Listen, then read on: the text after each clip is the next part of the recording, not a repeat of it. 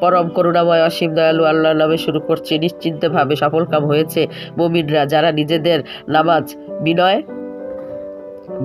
হয়, বাজে কথা থেকে দূরে থাকে, জাকাতের পথে সক্রিয় থাকে, নিজেদের লজ্জাস্থানকে হেফাজত করে, নিজেদের স্ত্রী ও অধিকারভুক্তবাদী ছাড়া এদের কাছে হেফাজত না থাকলেও তারা তিরস্কৃত হবে না।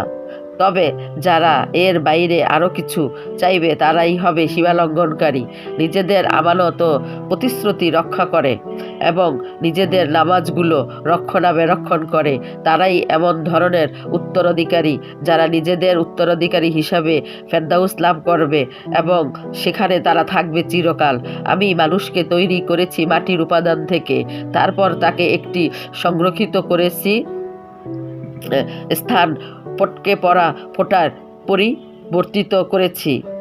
এরপর সেই ফোঁটাকে জমাট রক্তপিণ্ডে পরিণতি করেছি, তারপর সেই রক্তপিণ্ডকে মাংসপিণ্ডিতে পরিণতি করেছি, এরপর মাংসপিণ্ড থেকে অস্তিত্ব পঞ্জর স্থাপন করেছি, তারপর অস্তিত্ব পঞ্জরকে ঢেকে দিয়েছি গোশত দিয়ে, তারপর তাকে দাঁড় করিয়েছি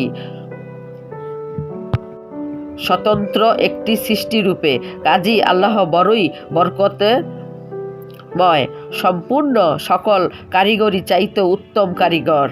এরপর তোমাদের সবাইকে মরতে হবে, তারপর কিয়ামতের দিন নিশ্চিন্তভাবে তোমাদের পুনর্জীবিত করা হবে। আর তোমাদের উপর আমি 7টি পথ নির্মাণ করেছি, সৃষ্টিকর্মে আমার মোটেই অজানা ছিল না।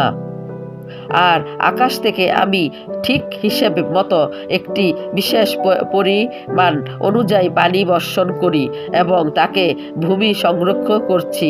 আমি তাকে যেইভাবে ইচ্ছা অদৃশ্য করে দিতে পারি। তারপর এই পানির মাধ্যমে আমি তোমাদের জন্য খেজুর ও আঙ্গুরের বাগান সৃষ্টি করেছি। তোমাদের জন্য এই বাগানগুলো রয়েছে প্রচুর সুস্বাদু ফল এবং সেগুলো থেকে তোমরা জীবিকা নির্ধারণ করো। সাদাকাল্লাহুল আলিউল আজিম, সূরা আল মুমিন, আয়াত 1 থেকে 19। আসসালামু আলাইকুম ওয়া রাহমাতুল্লাহি ওয়া বারাকাতুহু।